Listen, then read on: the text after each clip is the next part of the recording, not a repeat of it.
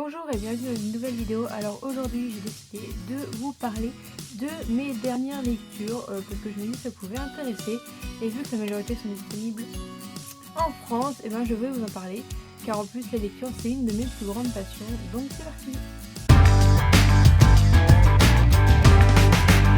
Alors le premier livre dont je vais vous parler, il s'agit de Central Park de Guillaume Musso. Donc vous allez voir que Guillaume Musso c'est mon auteur préféré, j'ai lu tous les livres. À part le dernier, je crois que c'est La fille de Brooklyn, mais encore en grand format et du coup ça reste un petit peu cher.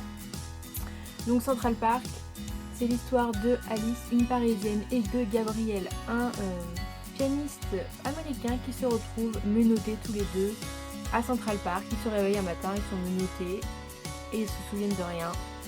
Voilà, donc ils vont trouver quelques indices sur eux qui vont les emmener dans New York et toute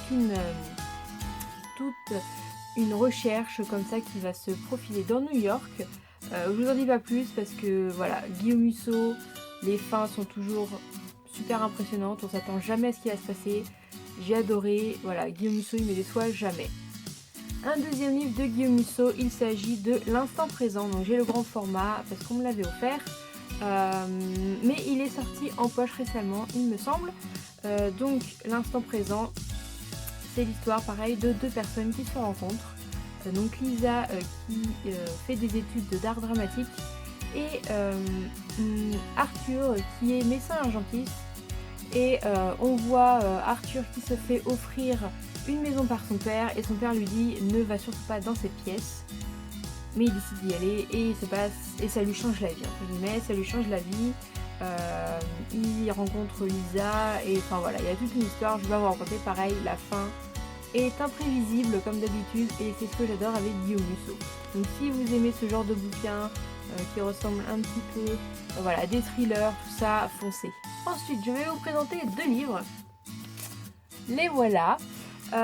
Donc en fait, je vous avais présenté celui-là dans un haul, dans mon premier haul américain, je crois. Donc voilà, c'est en anglais, mais ils sont disponibles en France. Les deux tomes sont disponibles en France, que le troisième n'est pas sorti encore en France ou aux États-Unis. Donc c'est Did I Mention I Love You et le deuxième Did I Mention I Need You et le troisième c'est Did I Mention I Miss You qui sort au mois de novembre. Donc ça parle d'une jeune fille qui habite dans l'état de Washington, si je ne me trompe pas, près de Seattle je crois, ou dans Portland, enfin voilà, dans le nord américain. Son père est parti depuis plusieurs années refaire sa vie en Californie et son père l'invite à venir voilà, pour le passer l'été, alors que ça fait des années qu'elle ne l'a pas vu. Et son père entre temps s'est remarié avec une femme qui a déjà 3 garçons. Donc elle va aller passer son été là-bas et elle rencontre donc ses demi-frères, dont un demi-frère avec qui ça passe pas trop au début et finalement il va se passer quelque chose, une histoire d'amour, voilà. Qui cache un peu secrète parce qu'en plus il a une copine, enfin voilà, il se passe plein de choses. J'ai beaucoup aimé, donc j'avais acheté la suite. Donc ça se passe un an après cet été-là, il me semble. Voilà, un an après. Donc j'ai hâte j'ai essayé de le lire très lentement celui-là parce que je sais que le prochain sort en novembre. Donc voilà, je sais que donc, les couvertures en France sont différentes, ils sont en plus gros format. C'est ça qui est l'avantage aux États-Unis. Moi je les ai payés que 7 ou 8 dollars alors qu'en France ils sont à 19 euros, un truc comme ça, 16 euros. Et la pochette est différente, je vous mettrai une pochette française ici si vous voulez retrouver, mais il me semble que c'est les mêmes titres et voilà, je les ai trouvés très très bien.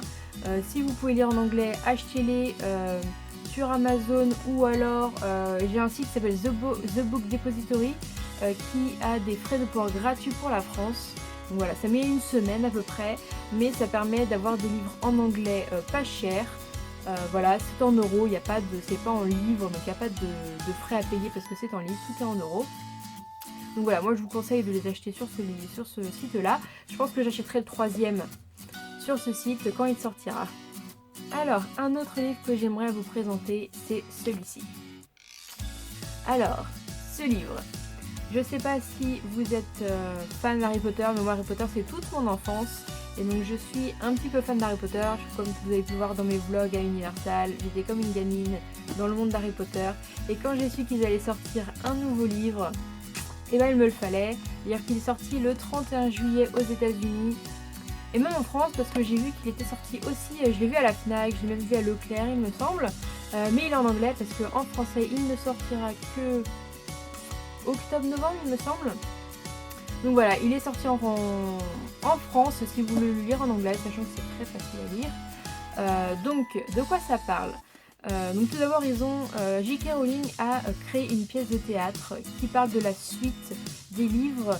Donc si vous avez lu les livres jusqu'au dernier ou regardé les films jusqu'au dernier, ça commence avec la fin du livre ou la fin du film quand Harry va déposer ses enfants à l'école et que son deuxième fils Albus rentre à Poudlard pour la première fois.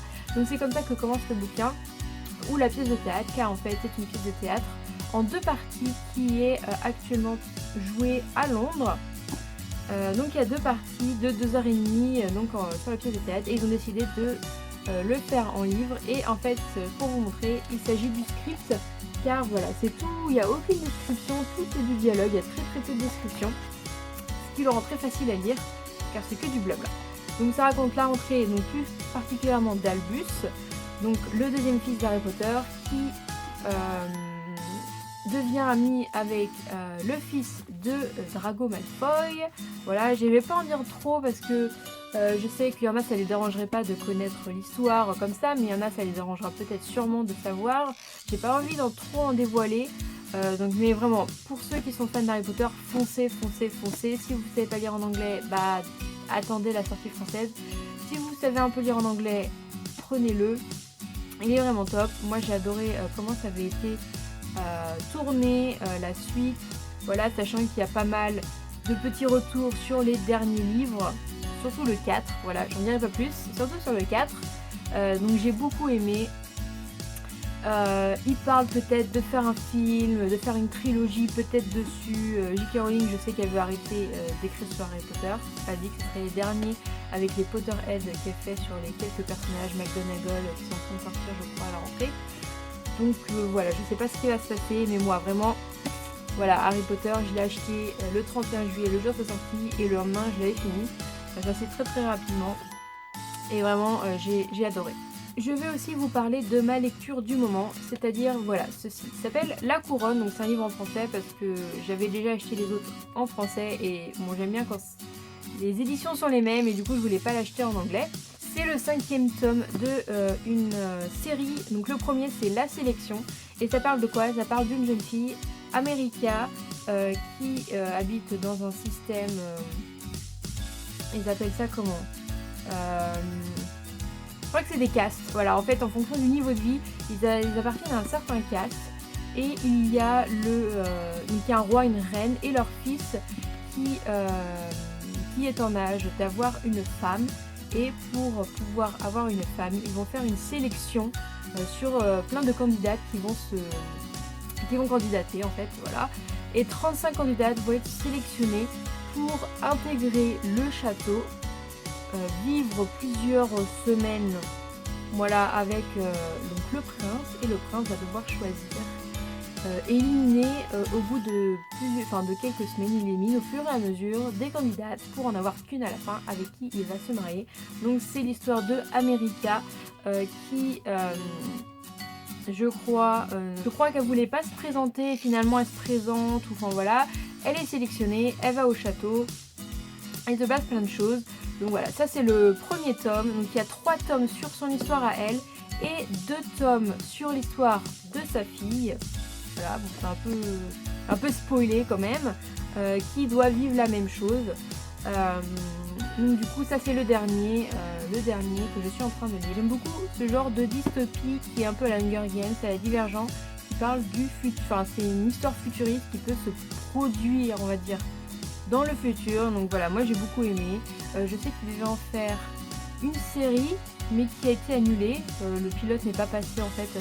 Ils ont fait un épisode pilote qui n'est pas passé, je pense, auprès des producteurs ou plusieurs choses.